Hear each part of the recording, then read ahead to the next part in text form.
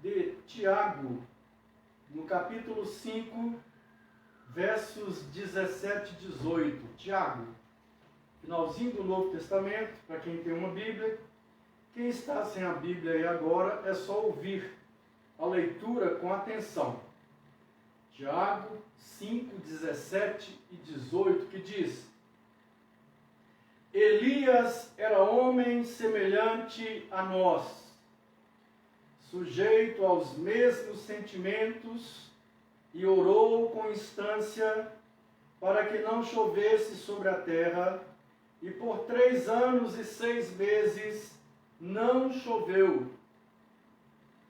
E orou de novo, e o céu deu chuva, e a terra fez germinar seus frutos. Esse é o texto. Nós vamos mais uma vez pedir a bênção de Deus.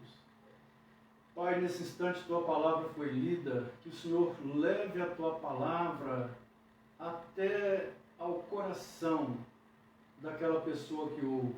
Revele, Senhor, a si mesmo, em nome de Jesus. Amém.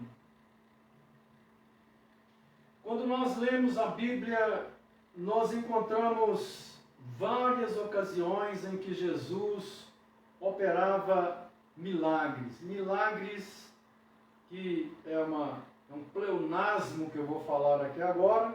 Milagres maravilhosos, né? Milagre em si já é algo maravilhoso, é algo está acima do ordinário, do natural, é algo espetacular. Mas são milagres lindos que Jesus operou durante o tempo que ele passou aqui na terra. Ao ponto do apóstolo João falar que se fosse escrever tudo o que Jesus realizou, não teria livros no mundo que pudesse conter tantas maravilhas. É claro que é uma hipérbole, é um exagero, uma figura de linguagem, de exagero, mas querendo dizer que ele operou muitos milagres no tempo que ele passou aqui na terra. E ainda opera milagres hoje. Eu creio firmemente que ele opera milagres hoje. Temos ouvido falar de muitos milagres que Jesus opera, e na minha própria vida eu já vi Jesus operando milagres no meu ministério pastoral, na vida de pessoas por quem oramos, pessoas que não andavam, passaram a andar de repente, e Jesus opera. Temos ouvido falar de milagres operados em outros países, na igreja sofredora da China, milagres extraordinários, que é uma redundância, e Jesus continua operando milagres onde Ele quer, como Ele quer, quando é para a glória dEle, para o conhecimento do Evangelho. Eu tive uma experiência na minha família, ainda bem cedo, bem jovem, com 14 anos de idade, quando minha mãe recebeu um milagre de Deus na vida dela, um problema seríssimo, porque ela ficou entrevada em cima de uma cama, com um problema gravíssimo de coluna, e fazia tratamentos e mais tratamentos, e nada resolvia. E então algumas pessoas começaram a orar, ela começou a ir a uma reunião de oração, e dentro de alguns dias, minha mãe já estava andando para todo lado, a dor e o travamento e tudo que lhe afligia cessara depois dessas orações. Eu vi isso, fiquei impressionado na época com aquilo, porque os remédios, os tratamentos que se usavam na época, nada fazia efeito, nem forno, nada, nem injeções, nem anti-inflamatórios, nada Minha mãe estava ali naquela cama, chorava.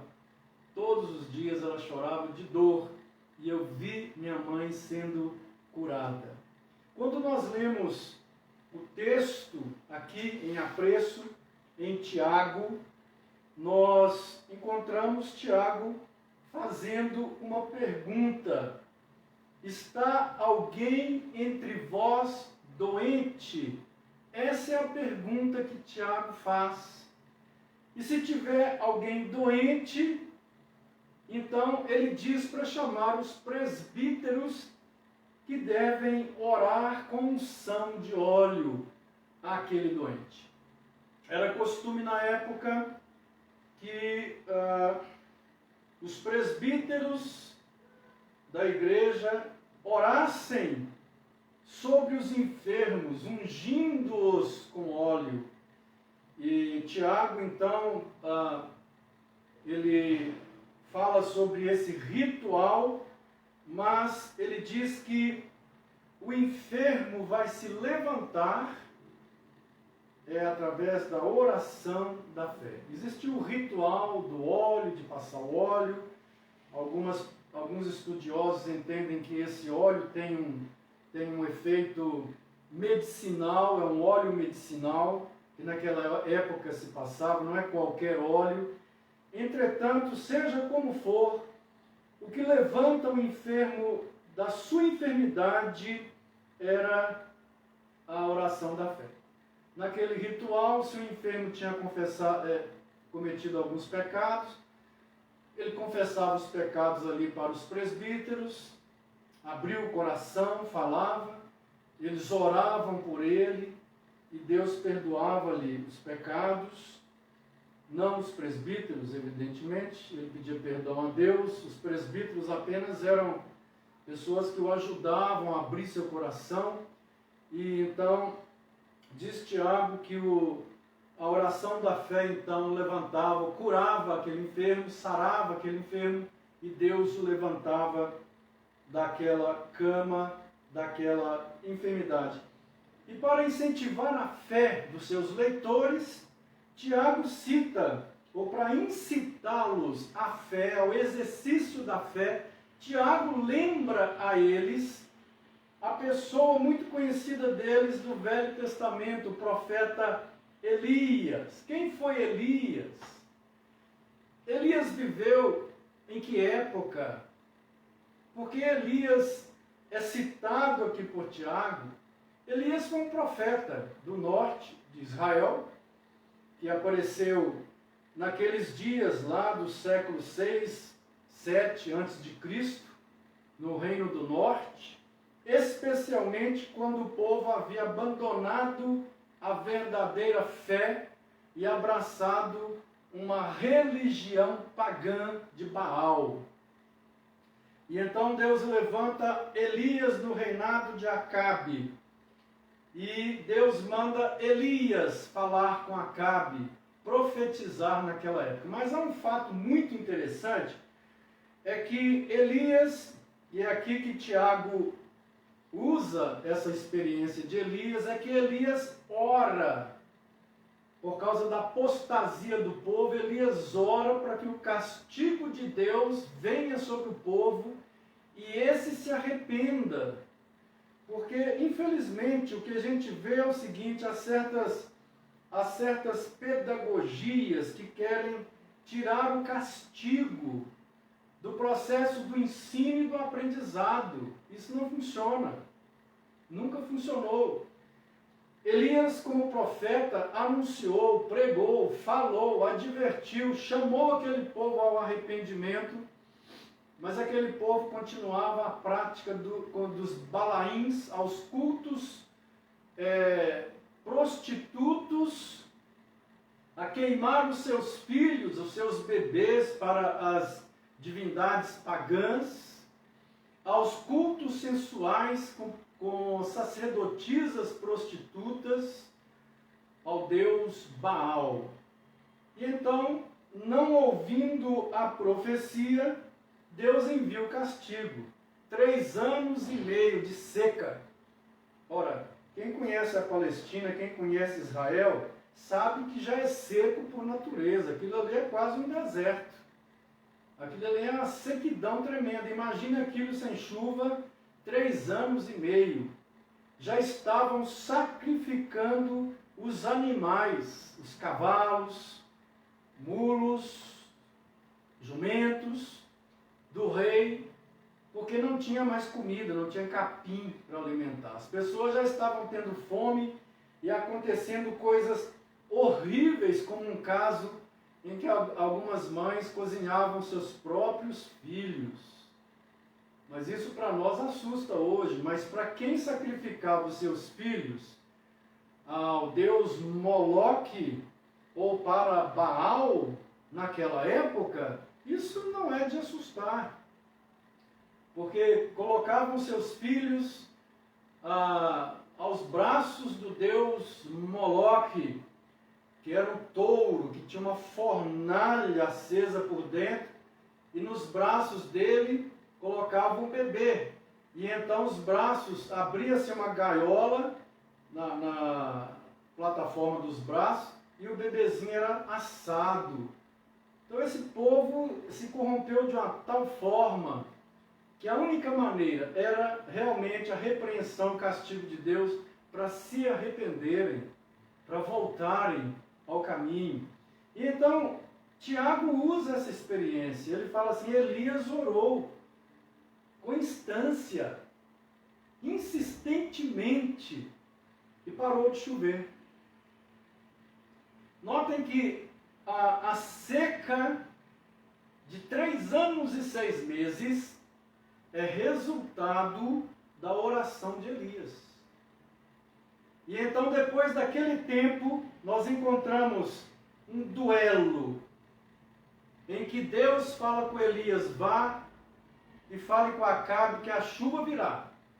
E Elias vai e faz um desafio a 450 profetas de Baal que estavam, ou sacerdotes de Baal, que estavam ali em Samaria, no reino de Acabe.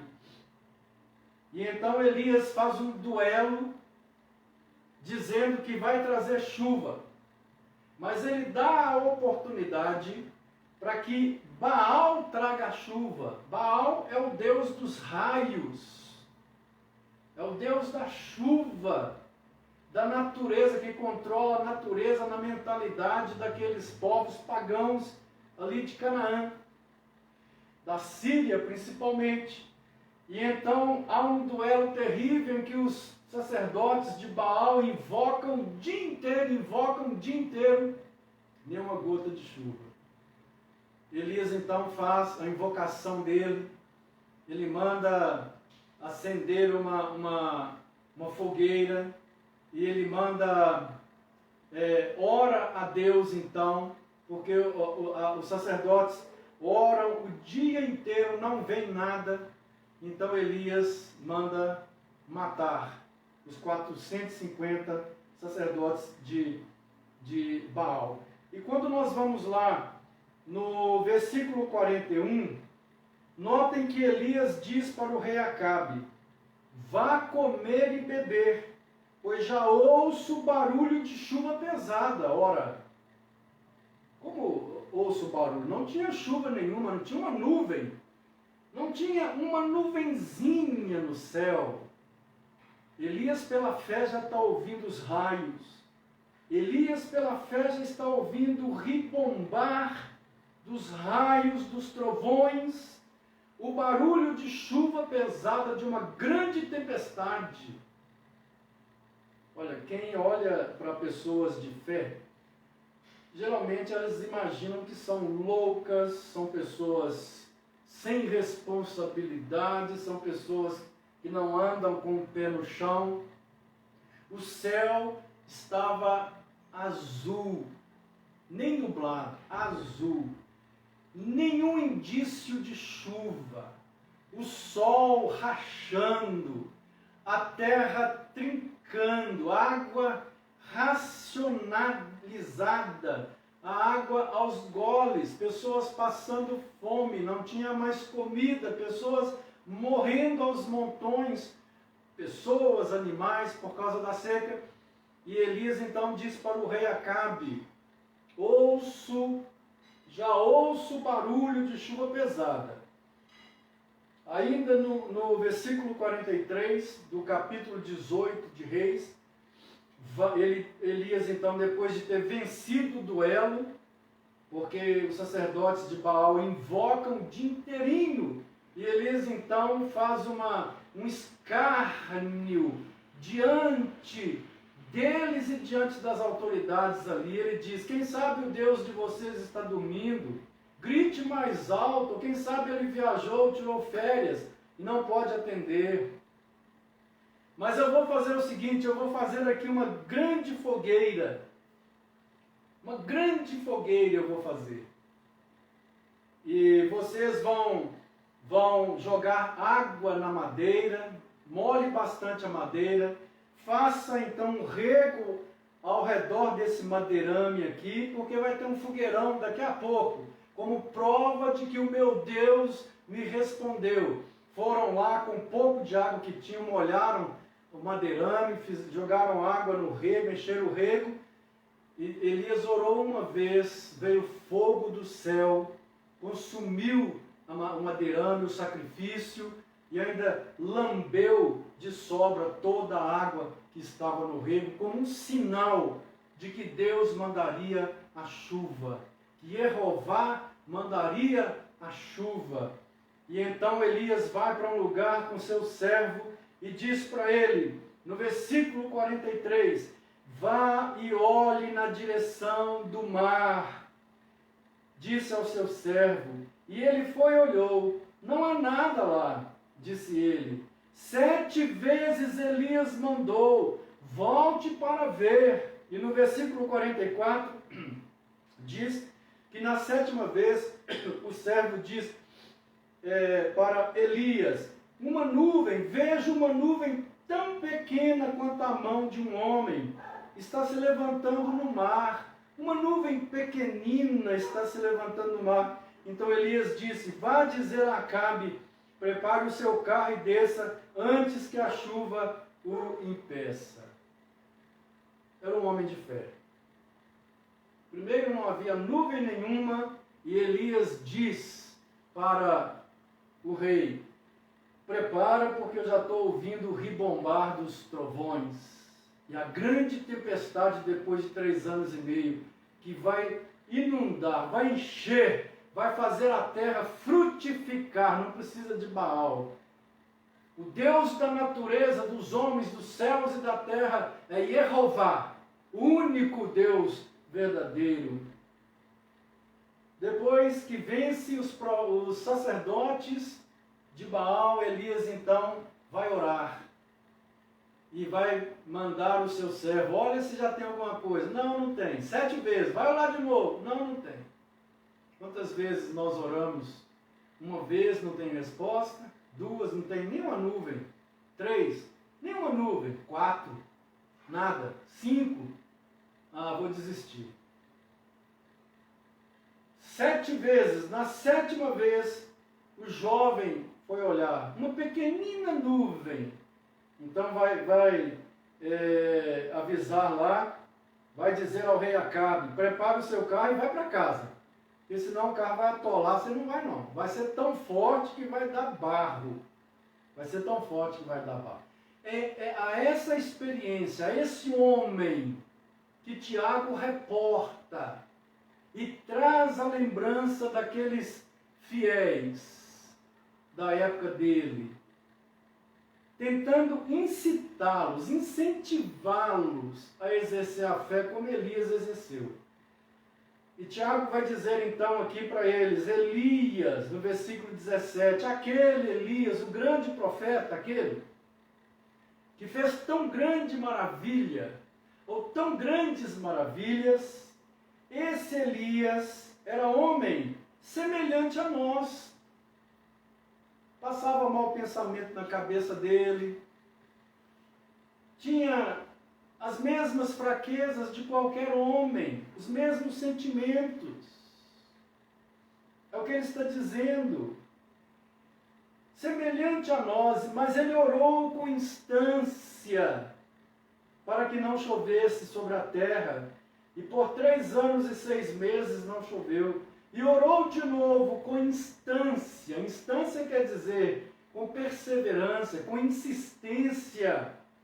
E o céu deu chuva e a terra fez germinar seus frutos. Nesse contexto de orar pelo enfermo, é que Tiago então evoca a lembrança de Elias para incentivar a fé, o exercício da fé, que uma vez por todas foi dado aos eleitos de Deus, segundo disse o apóstolo Paulo. No versículo 15, Tiago fala: e a oração da fé salvará o enfermo, e o Senhor o levantará. E é por isso que nós precisamos falar um pouco mais, não sobre Elias agora, sobre a fé de Elias, mas sobre essa oração da fé, ou o poder que há nessa oração baseada na fé.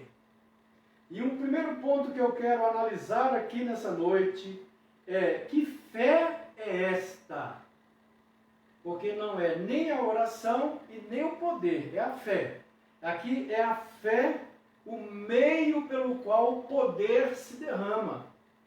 A fé é o canal pelo qual o fluxo da fé ou do poder vem quando nós oramos. Mas que fé é essa? Não há de ser aquele tipo de fé que em tempos de crise, seja por luto, seja por doença, seja por desemprego, crise política, crise matrimonial, evidentemente que não há de ser aquele tipo de fé que nós oramos por simpatia. Então tem uma família passando por uma tribulação muito grande, eu vou orar com ela porque eu gosto daquela família e eu estou simplesmente orando, mas não há nenhum exercício de fé.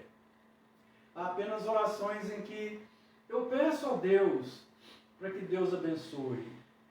Isso não significa que eu estou exercendo fé, que está havendo fé de que a chuva virá, de que a bênção virá, certamente virá.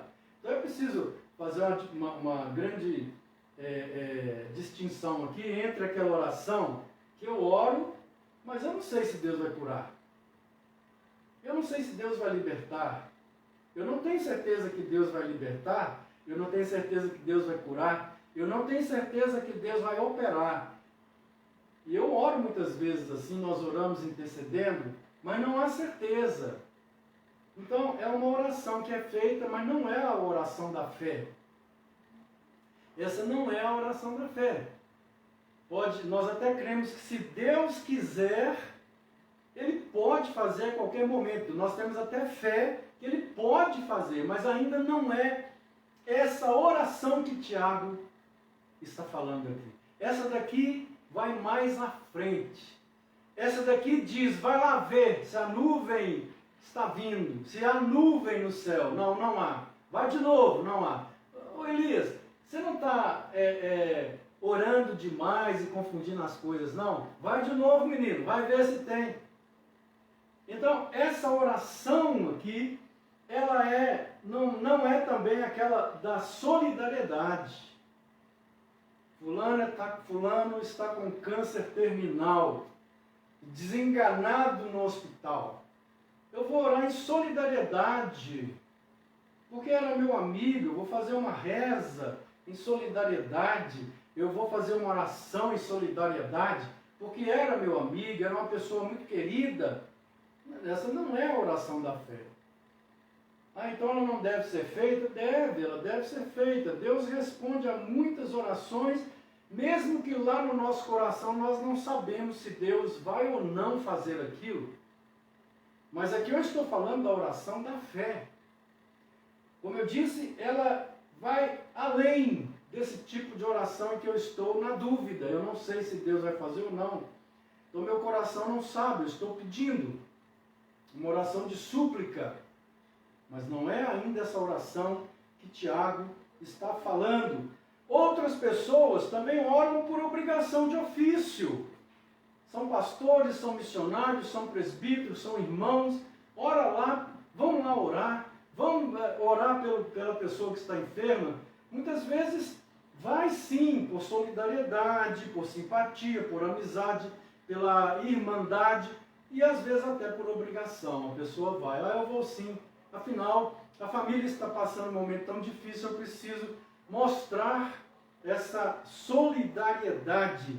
Mas não é a oração da fé. Não é.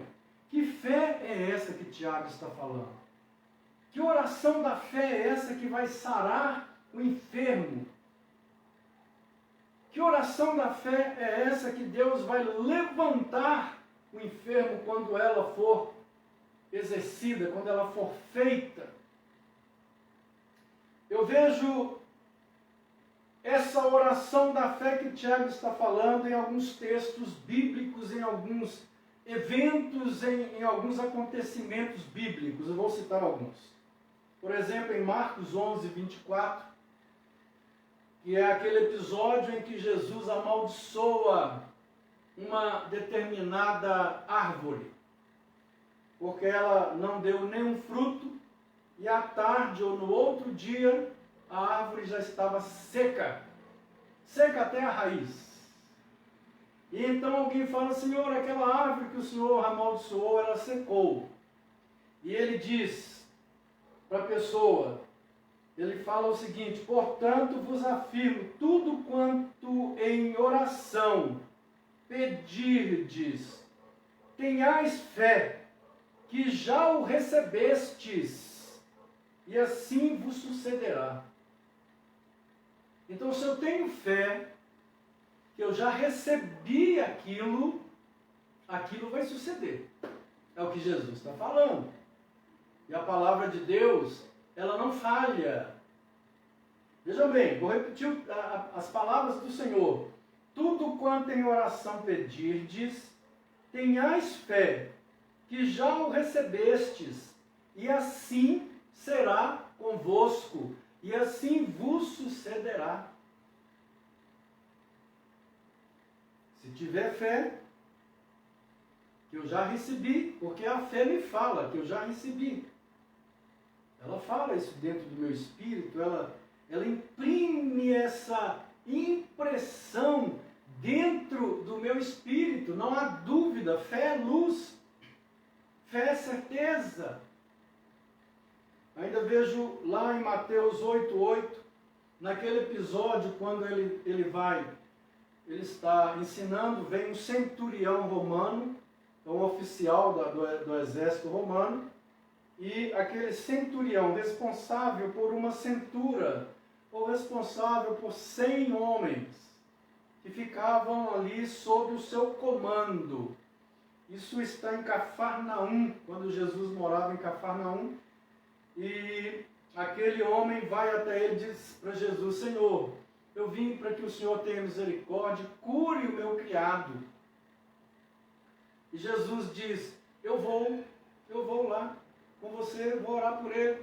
Ele falou, Senhor, eu não sou digno de que o Senhor entre em minha casa, porque os judeus, eles tinham ódio dos romanos, principalmente dos judeus, dos soldados romanos, devido ao fato de que eles estavam colonizando o país dos judeus naquela época e dos abusos que os militares faziam ali naquelas cidades, principalmente quando estavam de folga, os estupros, os espancamentos, as covardias.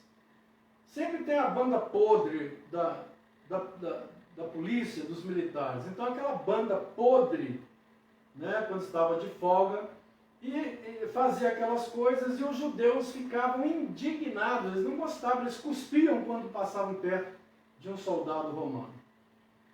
E então aquele centurião, sabendo disso, ele fala, Senhor, eu não sou digno de que o Senhor entre em minha casa. Eu também tenho soldados debaixo da minha autoridade, como o Senhor. Eu dou uma ordem, vai lá, vem cá, e eles têm que me obedecer. Basta uma palavra tua, e o meu servo será curado. Então note bem aqui que eu marquei Mateus 8,8. Respondeu o centurião: Senhor, não mereço receber-te debaixo do meu teto, mas diz apenas uma palavra e o meu servo será curado. Quando aquele homem disse aquilo, Jesus falou, ficou admirado. E ele fala: olha, nem em Israel eu vi uma fé como essa. Vá, teu criado está curado. E aquele homem foi e encontrou o criado dele curado. Não foi necessário Jesus ir lá. Uma palavra. Que fé extraordinária. Eu nunca vi um homem com a fé como essa, disse Jesus. Em todo Israel, eu não vi uma fé como um gentio romano está tendo aqui, crendo em mim.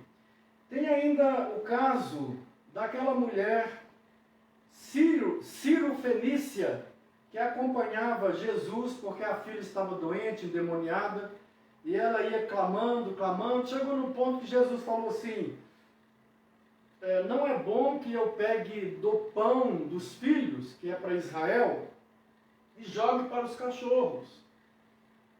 E o que significa isso?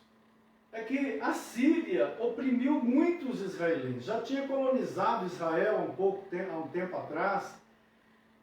Havia um governador na Síria que fez muitos males para o povo de Israel, Etíoco Epifânio, que sacrificou um porco dentro do templo, colocou imagem de deuses gregos dentro do templo lá em Jerusalém, sacrificava judeus, impunha uma religião estrangeira e profana aos olhos dos judeus. Então, os judeus, chega na época de Jesus, eles tinham tanto pavor do pessoal da Síria, que falava a língua grega naquela época, que eles chamavam os sírios de cães. Agora vejam bem, vem uma mulher Ciro Fenícia atrás de Jesus, pedindo para libertar a filha dela, que estava terrivelmente doente e endemoniada. Jesus então vira e fala: não é bom pegar os pães que são para os judeus e julgar para os cães. Aquela mulher sabia que os judeus consideravam e tratavam os seus compatriotas como cães sarnentos. E aquela mulher então disse para Jesus: Senhor, mas os cachorrinhos, eles comem das migalhas que caem das mesas. Eu fico aqui imaginando aquela mulher de cabeça baixa, nem se atreveu a olhar para o Senhor Jesus, chorando, cansada, aflita, angustiada.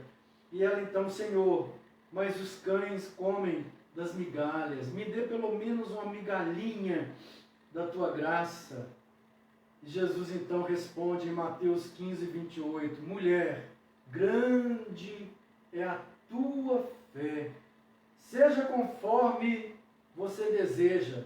E naquele mesmo instante a sua filha foi curada.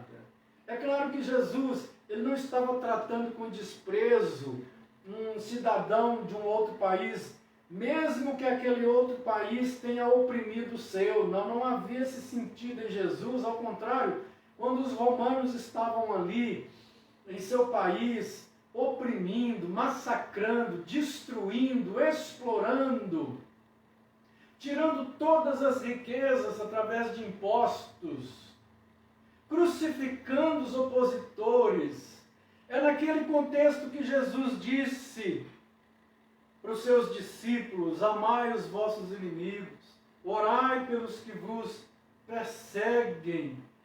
Se vos fizer andar uma milha, vá outra milha com ele, dá a quem te pede, se te pedir a capa, não resista.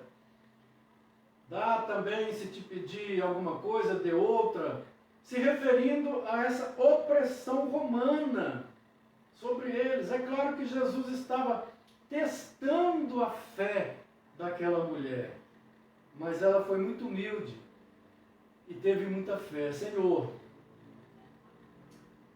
os cães se alimentam das migalhinhas, eu vou me contentar. Se o Senhor puder jogar só uma migalhinha para mim, está bom. E Jesus disse, mulher, grande é a tua fé. Então, eu poderia citar outros textos e episódios bíblicos, mas eu vejo essa fé que Tiago fala nesses 3 textos que eu acabei de reportar. Agora, uma coisa muito importante, não devemos e nem podemos, preste atenção no que eu vou falar aqui, preste muita atenção, senão você vai ficar decepcionado com Deus. E muita gente abandonou o caminho por causa disso que eu vou falar. Muita gente se decepcionou com Deus por causa disso que eu vou falar agora. Muitos deixaram o Evangelho, o caminho do Evangelho, por causa disso que eu vou falar. Por favor, não devemos confundir fé com declaração positiva. Surgiu há um tempo atrás a teologia da prosperidade, que é filha do movimento do pensamento positivo. Essa teologia, ela encontrou uma igreja brasileira completamente desarmada de uma boa teologia. Eu me refiro à igreja evangélica. E principalmente nos setores neopentecostais, ela entrou, acampou e tomou conta. O que é declaração positiva? É alguém que crê firmemente que as palavras têm poder. A palavra que sai da minha boca tem poder. Então, quando eu vou declarar que fulano vai ser curado, ou que fulano vai ser liberto, ou que o país vai se converter. E eu acredito firmemente que essa palavra vai gerar vida.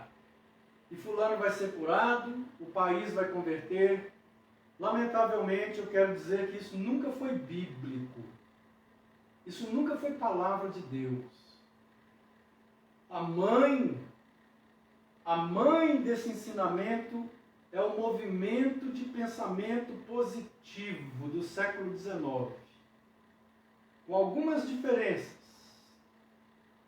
em que o pensamento positivo a pessoa dizia, eu vou pensar nisso, que vai ser assim, e vou declarar, e a minha declaração vai modificar a realidade. É só isso. Isso foi trago para dentro da igreja, trazido para dentro da igreja, e se tornou em teologia dentro da igreja. E há muitos crentes acreditando que realmente a palavra humana tem poder. A palavra humana tem poder de gerar vida ou morte, mas não é verdade. O único poder que a palavra humana tem é um poder simbólico. Ela representa alguma coisa. Então as minhas palavras podem animar alguém, consolar, devido ao conteúdo que eu estou trabalhando. E se a pessoa entende esse conteúdo, o que a palavra está representando, o que está querendo ser comunicado, se ela entende aquilo, ela pode ser edificada, consolada, orientada. Ou eu posso derrubar uma pessoa com a minha palavra. Posso fazer com que a pessoa venha a se irar através da minha palavra. Mas poder em si para gerar vida ou morte nunca teve. Nenhuma palavra humana, nem palavra de anjos tem esse poder. A única palavra que gera poder é a de Deus. E disse Deus, haja o firmamento, E a palavra gerou o firmamento. E disse Deus, haja o céu, haja o mar, haja os animais. E tudo isso apareceu, gerou essas coisas. Mas nós não temos esse apanágio. Nós não temos essa característica. A nossa palavra é apenas um meio de comunicação que leva palavras que simbolizam algum conceito, alguma ideia que eu quero transmitir. Então, muito cuidado, porque eu posso estar declarando alguma coisa, crendo nisso, e não vai acontecer absolutamente nada.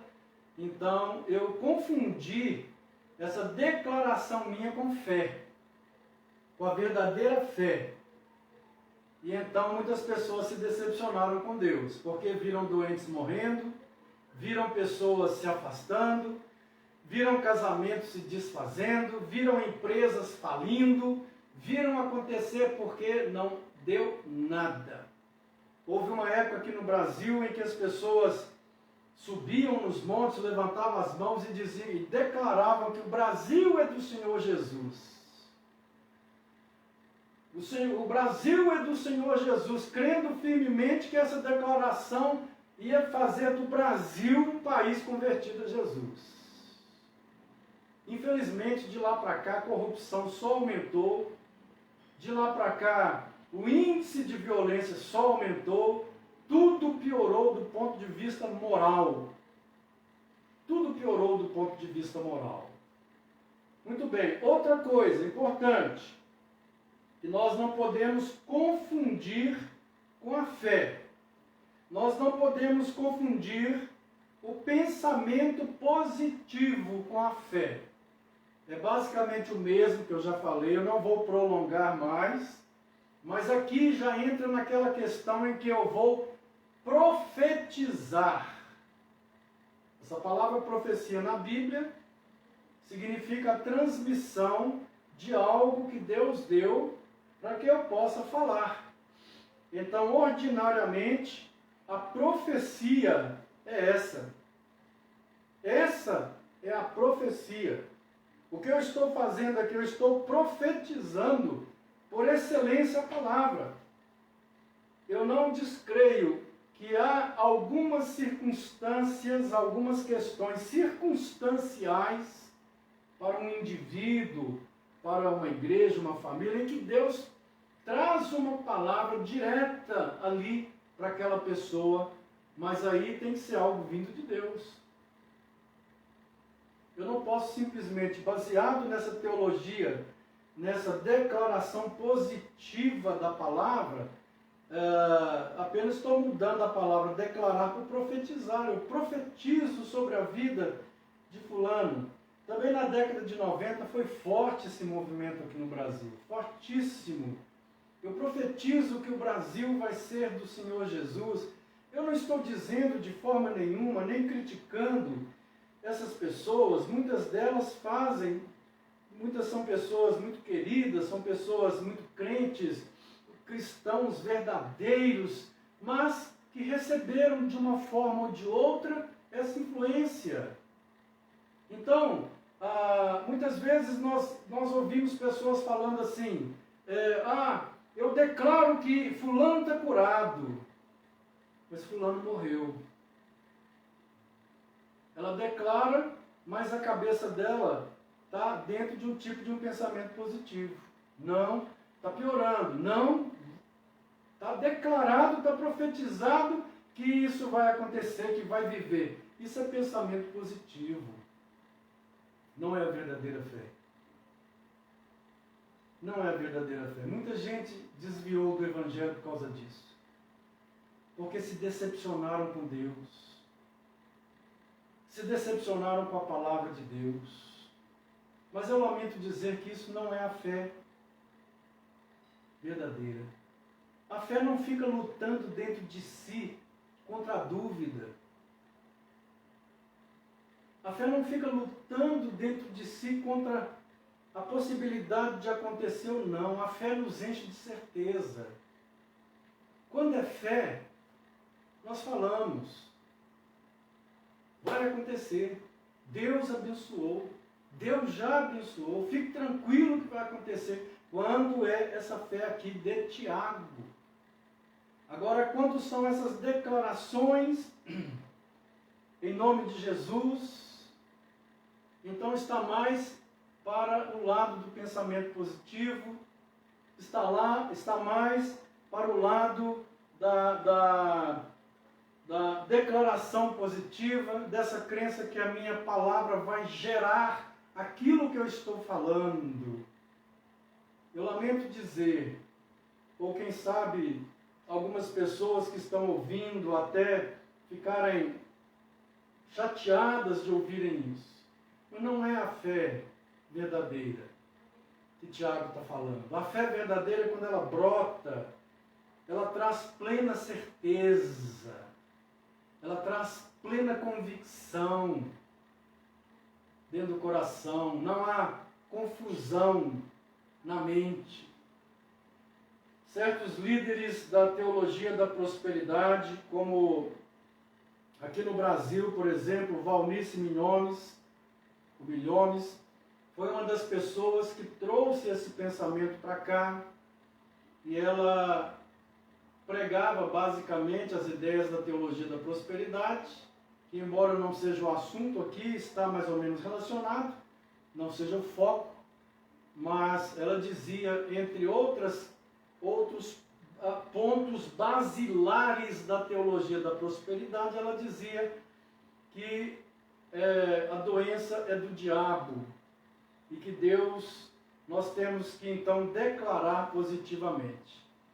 Acontece que ela estava em Portugal numa ocasião e tinha alguém da minha igreja lá naquela ocasião e saiu a notícia lá de que ela havia sido internada. E quando chegou no hospital, o que eu recebi é que foi dado um nome, foi dado um outro nome para entrar no hospital. Porque os adeptos desse tipo de teologia não poderiam saber de uma coisa dessa. Então precisamos tomar muito cuidado para entender que fé é certeza. A fé é certeza. E essa certeza brota no interior. E quem tem fé, como essas pessoas que eu citei agora, elas não precisam declarar ou confessar nada disso. Elas têm fé. E elas sabem que vai acontecer aquilo que elas creem. Hebreus 11, versículo 1, ora, a fé é a certeza daquilo que esperamos. Se você tem certeza plena, não aqui na sua cabeça, mas no seu coração, tem certeza plena de que Deus vai realizar isso, essa é a fé que Tiago está falando, é a natureza dessa fé. Mas há um outro ponto aqui que a gente precisa destacar, é que a fé é com respeito à fé e à vontade de Deus. Porque tem muita gente que faz assim uma confusão. O que tem a ver fé com vontade de Deus? Se Deus, por exemplo, se eu tiver fé que Deus vai operar uma obra, mas Deus não quer operar, Ele vai operar por causa da minha fé, mesmo contra a vontade dEle. Isso é muito importante que nós entendamos também, para não criar confusões. Então vejam bem que Jesus, muitas vezes, eu vou entrar daqui a pouco nessa problemática, mas quero citar alguns textos em que muitas vezes Jesus criticou a falta de fé do seu povo. Muitas vezes ele criticou duramente a falta de fé do seu povo. O primeiro texto que eu separei aqui está em Mateus 13:58, é quando ele chega lá em Nazaré, ele começa ali a ensinar na sinagoga as pessoas, olha, mas aquele não é filho de Maria, não é filho de José, os seus irmãos, Tiago, Simão e Judas e o outro lá não moram, as suas muitas irmãs não moram aqui, não é o filho lá do carpinteiro. E Jesus então, ele disse, e o texto disse, Jesus não realizou ali muitos milagres por causa da falta de fé daquelas pessoas. na terra que ele nasceu, na pequena Nazaré. Se escandalizaram, como é que pode? Esse não é aquele ali, filho daquele José que mora na rua de baixo lá, naquela casinha simples que fazia móvel, aquele menino que brincava, tem aquele tanto de irmão, aquela família grande, Maria, a mãe dele lá, dos outros também, não é aquele lá, é ele que está aqui ensinando agora. E Jesus falou então que não há profeta que tenha honra em sua própria casa, em sua própria cidade. E diz o texto aqui de Mateus 13:58, que ele não pôde realizar milagres ali, não pôde realizar milagres por causa da incredulidade, senão uns poucos milagres. Então nós já vemos de cara que a incredulidade muitas vezes impede que Deus nos abençoe. Impede. Há um outro texto também, em Mateus 8:26, que é o do centurião, que Jesus fala assim, aliás, não é o do centurião, é uma outra circunstância, em que eles estão num barco, vem uma grande tempestade, o barco quase vai a pique, quase afunda, tirando água com balde, julgando, e estão agora exaustos, e Jesus dormindo naquela cena, naquele episódio. Então, quando estão exaustos, estão vendo que o barco já está entrando água, que vai afundar, eles falam, acordam Jesus, Senhor, Senhor, Senhor, nos acorde aqui, o senhor não está vendo, como é que o senhor pode dormir numa hora dessa? Então, o texto diz assim, mas Jesus disse a eles, por que estáis com tanto medo, homens de pequena fé? E levantando-se, repreendeu os ventos e o mar, e houve plena calmaria, a bonança chegou. Aí eles foram com o baldinho lá, tirando a água, esvaziaram o barco. Por que estáis com tanto medo, homens de pequena fé? O outro texto que eu separei está em Mateus 14:31, que diz, e logo Jesus, estendendo a mão, segurou-o e disse-lhe, homem de pouca fé, por que duvidaste? Esse texto é aquele episódio em que Jesus vem caminhando em cima d'água e os apóstolos começam a gritar de terror dentro do barco. Era noite. Achavam que estavam vendo um fantasma das águas.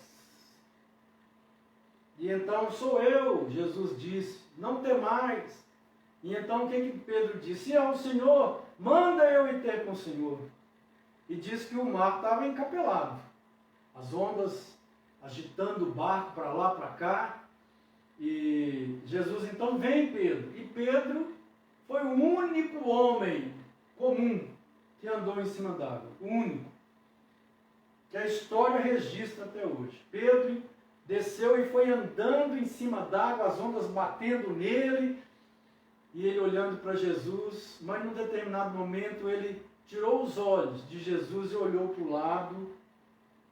Quando ele viu a situação que ele estava enfrentando, as ondas batendo sobre ele, quando a razão tomou conta e eliminou a fé, o milagre, então Pedro começou a afundar. E então ele diz, salva-me, Senhor Jesus. Então, estendendo o braço, disse para ele, homem de pouca fé, por que duvidaste? Ele estava com certeza no coração, a fé estava dentro dele, mas então as circunstâncias começaram a falar com ele, olha, isso que você está fazendo é impossível, não pode acontecer isso. E ele começa a dar atenção para as circunstâncias que ele estava atravessando, que são as ondas batendo nele, e desviou-se da fé. Então a fé diminuiu, e ele começou a dar mais fé, colocar mais fé no que as ondas falavam com ele, do que naquele que estava chamando para ir até ele. O outro texto que separei está em Mateus 17:20, e Jesus disse, por causa de vossa incredulidade, Porque em verdade vos digo, que se tiverdes fé como um grão de mostarda, direis a este monte, passa daqui para colar, e há de passar, e nada vos será impossível. Gente, quem falou isso foi Jesus. Nada vos será impossível se a vossa fé for como um grão de mostarda. Imagine o poder que esse nosso Deus tem. Tente imaginar, pelo menos. Porque se a minha fé for do tamanho de um grãozinho de mostarda, isso é, uma fé pequena, nada me será impossível. São esses os textos em que Jesus critica a falta de fé das pessoas. E entrando naquela problemática, até onde vai a questão da fé e a vontade de Deus? É muito simples isso para mim. Eu não tenho conflito com isso, porque para mim a fé verdadeira sempre se coaduna com a vontade de Deus. Sempre que eu tenho fé, que brota fé no meu coração, a certeza firme, inabalável, como Hebreus 11:1 diz que a fé é a certeza daquilo que eu estou esperando. E eu já vejo aquilo como algo que já aconteceu, como Jesus disse lá em Marcos. Se pedirdes alguma coisa, crendo que já recebestes, assim será convosco. Então, para mim, sempre que há essa fé verdadeira, veja bem, não é declaração positiva, não é aquela questão que está curado em nome de Jesus, mas lá dentro eu não creio que está curado, não tem fé. Eu estou falando com a boca, mas pergunta para a pessoa, você crê que ele vai ser curado? Você crê que a empresa vai recuperar mesmo, firmemente? Ou é apenas uma esperança na cabeça, ou apenas uma influência da teologia da prosperidade, da confissão positiva, da declaração positiva? Você tem certeza firme, inabalável dentro de você? Elas vão te dizer, eu não tenho essa certeza. Eu não tenho essa certeza. Se forem honestas, vão dizer, eu não tenho essa certeza. Eu quero ter, eu estou lutando para ter. Então ainda não é a fé verdadeira. E o que nós vemos é que sempre que a fé brota, eu não preciso fazer força para ela brotar. Eu não preciso fazer exercício mental de repetição de ideias, de fixação daquilo que eu quero como no pensamento positivo. Quando ela brota, eu sei, eu creio e pronto. Não me perguntem por que eu creio, simplesmente eu creio. Eu não fiz exercício mental, eu não fiz estratégias mentais, condicionamento mental, eu não fiz nada. Ela surgiu dentro de mim, eu creio. Quando eu creio, sempre é a vontade de Deus. Sempre que há a fé verdadeira, porque sempre é a vontade de Deus. Deus nunca vai rejeitar alguma coisa para alguém que crê verdadeiramente. Nunca, absolutamente nada, Deus não vai rejeitar. Também Jesus elogiou pessoas que desenvolveram a fé verdadeira, por exemplo, lá em Mateus 8:10, quando o centurião disse para ele, basta uma palavra, não precisa de ir lá em casa não, lá pertinho do doente não, uma palavra e ele será curado. Então Jesus, ao ouvir isso, se admirou e disse aos que o seguiam, digo-lhes a verdade, não encontrei em Israel ninguém com tamanha fé. Dentro do povo de Israel, dessa geração aqui, até hoje eu não vi nenhum nesse ministério meu aí de curar enfermos, de andar de cidade em cidade, indo para outro país, pregando o evangelho. Nenhum eu vi com tamanha fé, e ele nem judeu é. Ele nem pertence à aliança, ele é um gentio, ele é um pagão, mas eu não encontrei fé dentro do povo de Deus igual a essa fé desse homem. O outro texto é que Jesus diz, ó mulher, grande a tua fé, seja feito a ti conforme queres, é aquele texto que eu já falei. Sem fé verdadeira é impossível agradar a Deus. Por isso Hebreus 11:6 diz: sem fé é impossível agradar a Deus, pois quem dele se aproxima precisa crer que ele existe e que recompensa aqueles que o buscam. Se eu não tenho fé, eu não vou agradar a Deus. Ele recompensa aqueles que o buscam. Mas é necessário que haja a fé verdadeira. Então nós vimos aqui que Tiago chama Elias, evoca a lembrança de Elias, para incentivar o povo a crer. O povo da época dele. Em caso de doenças, porque o que está gerando todo esse discurso, todo esse sermão que eu estou fazendo aqui, é exatamente aquela pergunta de Tiago: está alguém entre vós doente? Faça um ritual dos presbíteros e a oração da fé levantará o enfermo, sarará, curará, e Deus levantará o enfermo. Nós vimos então, o primeiro ponto desse sermão, a natureza dessa fé. Segundo, nós vimos agora a fé, a relação da fé à vontade de Deus. E para terminar, eu quero ver qual é o poder dessa oração. Qual é o poder dessa oração? Então, a primeira questão é que Tiago relata que o enfermo será salvo e o Senhor o levantará. Versículo 15, quando ele diz: e a oração da fé salvará o enfermo. Salvará o enfermo. E o Senhor o levantará. E se houver cometido pecados, ser-lhe-ão perdoados. Olha, a oração que brota dessa fé verdadeira, essa oração vai, quando fizer, vai sarar o enfermo. Ele vai ser curado. E Deus vai levantá-lo. Deus vai levantá-lo. Eu vejo esse poder no ministério de Jesus, dos apóstolos e de muita gente no decorrer da história da igreja e também em nossos dias. Por exemplo, em João 11:43, para mim é o maior dos milagres de Jesus. Foi esse. Tirando, é claro, que em primeiro lugar, o maior milagre de todos é a sua ressurreição e a salvação que ele opera na nossa vida. Mas, dos milagres narrados nos evangelhos, esse para mim foi o mais importante.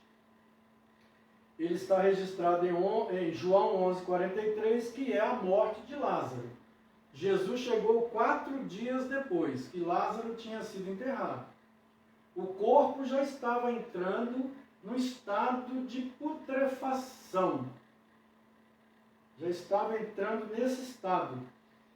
E então Jesus chegou, mandou tirar a pedra, e diz o texto, que ele clamou com grande voz: Lázaro, sai para fora. E a palavra diz que Lázaro saiu, voltou à vida, recuperou um corpo sem nenhum mau cheiro. Para mim foi o maior de todos. Veja que poder extraordinário esse que foi desse grande milagre na vida de Lázaro. Também João 5:8, quando ele vai lá na fonte lá, e tem um homem paralítico, ele pergunta: você quer ser curado? Sim, Senhor, mas quando a água mexe, o anjo mexe na água, eu tento ir, chega um sempre na minha frente. Então Jesus disse para ele: levante-se, pegue a sua maca, a sua cama e ande. E aquele homem que era paralítico, que não conseguia andar, ele pega a cama dele, a maca dele, e vai embora. A maca que eles traziam, a família trazia, de manhã, colocava ali ele, quem sabe, pedia alguma esmola e ficava lutando para entrar na água para ser curado. À noite a família levava para casa. Mas naquele dia ele chegou na casa dele com a cama dele, andando. A família ficou assombrada. Quem não ficaria, né, irmãos? Não é, amigos? Quem não ficaria assombrado de um tetraplégico chegando com a cadeira de rodas, carregando a cadeira de rodas? O outro milagre que eu vejo esse poder se manifestando é em Mateus 8, 2 e 3, que diz que veio um leproso e o adorou, dizendo: Senhor, se quiseres, podes tornar-me limpo. E Jesus, estendendo a mão, tocou, dizendo: quero ser limpo, e logo ficou purificado da lepra. Aqui está um texto para embasar essas orações que a gente faz. Eu não tenho certeza que Deus vai curar, mas eu peço a Ele que, se Ele quiser, Ele pode fazer isso na minha vida. É um caso desse. Por isso essas orações também são importantes. Ainda que lá no fundo eu não tenha a fé ainda madura e desenvolvida, que Deus vai fazer alguma coisa, certamente Deus vai fazer. Eu não cheguei nessa maturidade de fé, mas eu peço a Ele com humildade: se for da tua vontade, se o Senhor quiser, se for para a tua glória, faça isso. Aqui está um caso, e ele disse: eu quero sim, meu filho, eu quero fazer, e eu vou fazer. Glória a Deus por isso. Porque mesmo na nossa fraqueza, mesmo na nossa falta de fé, Ele ainda assim nos atende. Era para que a gente sempre tivesse essa fé verdadeira, vibrante, muito maior que um grão de mostarda. Mas a nossa fraqueza, a nossa pecaminosidade embota os nossos sentidos e somos muito incrédulos. Esta é que é a verdade. Ainda um outro texto que se encontra em Mateus 9, 6 e 7, que demonstra esse poder. Portanto, vou provar-vos que o Filho do Homem tem autoridade para perdoar os pecados. E voltando-se para o paralítico, disse-lhe: levanta-te, enrola a tua esteira e vai para casa. O homem pôs-se em pé e foi para casa. Estão lembrados daquele episódio que Jesus está dentro de uma casa ensinando, e havia tanta gente, e chegam alguns homens com um paralítico numa maca, sobe no telhado, abre um buraco no telhado e descem ali com a corda o paralítico, e Jesus, olhando, disse para ele: filho, os teus pecados estão perdoados. Ali tinha alguns escribas e fariseus que ficam pensando e criticando. Jesus então fala assim: por que vocês estão pensando isso daí? Para vocês saberem, porque eles pensavam e criticavam. Quem é esse? Só Deus pode perdoar pecados. Quem é esse aí que está falando que está perdoando? E Jesus diz então, para que saibais que o Filho do Homem tem poder para perdoar pecados, que afinal o Filho do Homem é Deus. Ele é Deus. Ele pode perdoar pecados. Então eu vou provar para vocês que eu posso perdoar pecado. Levanta, enrola a tua maca e vai em paz para a tua casa. O homem levantou, paralítico, levanta, pega a maca, enrola e vai. Vai em paz para a sua casa. E ainda um outro texto está em Lucas 7, 13 a 15, que é a ressurreição de uma viúva de Naim, que diz assim: Jesus chegando viu um enterro, ele mandou parar o enterro e diz assim, ao vê-la, vê a mãe chorando do rapaz, o Senhor se compadeceu dela e disse: não chore. Depois aproximou-se e tocou no caixão, e os que o carregavam pararam. Jesus disse: jovem, eu te digo, levante-se. Ele se levantou, sentou-se e começou a conversar, e Jesus o entregou à sua mãe. Como diz o apóstolo João, foram tantos milagres que ele fez e coisas que ensinou, que nem todos os livros do mundo poderiam conter. E esse poder que é manifestado pela fé, através da oração, que nós vimos nesses textos aqui, ele tem sido manifestado durante a história da igreja. Nós temos ouvido que durante a história da igreja muitos milagres aconteceram. E hoje, especialmente, muitos têm acontecido. É claro que tem Muita gente transformando a igreja em balcão de comércio, transformando a graça de Deus em produto de venda. As pessoas têm que tomar cuidado com esse tipo de movimento que quer se denominar igreja. Transformam a igreja num balcão de comércio, vendem o milagre, vendem a graça de Deus. Não estou falando dessas coisas. Eu estou falando de milagres verdadeiros que têm acontecido em nossa igreja. Quantos milagres nós já vimos acontecendo em outras igrejas sérias. Estou falando de igreja séria. Milagres em outros países. Temos notícias de China, África, até a ressurreição acontecendo. De igrejas sérias. Ressurreições de mortos. Cura de câncer é uma coisa simples. Deus opera quando, onde, como quer. Ele é soberano. Não há nenhum tipo de ensinamento que possa prender Deus de agir como Ele quer. Ele é livre. Ele é soberanamente livre. Jesus Cristo, Ele é o mesmo ontem, hoje e amanhã. Não estou defendendo aqui que eu vou ter um dom apostólico, que eu vou ser um apóstolo e para todo mundo que eu orar, eu vou ter a fé verdadeira e vai ser curado. Não estou defendendo. Esse tipo de apostolado acabou com os 12 apóstolos, mas eu estou dizendo que Jesus é soberano, Deus é soberano para operar. Sempre que Ele vê fé no coração, fé verdadeira, Ele opera maravilhas, sinais e maravilhas. Ele opera do mesmo jeito, sempre que há essa fé verdadeira. Ele opera do mesmo jeito, sempre que se faz a oração da fé. Que o Senhor Jesus possa levantar muitos homens e mulheres de fé. Fé, mas a fé verdadeira. Que essa palavra possa ter te instruído, que essa palavra possa ter te orientado, possa ter mostrado facetas que você não tinha visto, ou pelo menos possa ter levantado pontos que você vai repensar, você vai pensar a respeito. Que Deus te abençoe. Nesse momento, quando estamos chegando ao fim desse trabalho, eu quero fazer uma oração.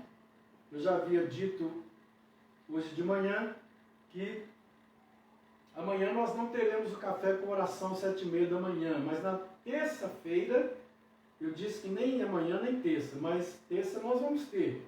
Então, só corrigindo aqui, terça-feira vai ter. Eu terei uma consulta amanhã, em BH, mas quero voltar no mesmo dia aqui para Goiânia. Nós vamos orar, eu quero fazer uma oração as pessoas que estão naquele hospital, ali com o Covid, outros doentes, aqui em nossa cidade. Quero também pedir pelos demais, em outros lugares, mas muito especialmente quero orar pelo Aguinaldo nesse momento.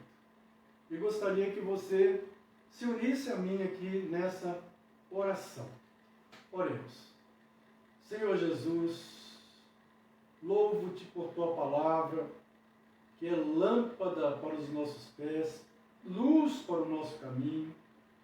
Ela nos instrui, ela nos orienta, ela nos mostra a verdade.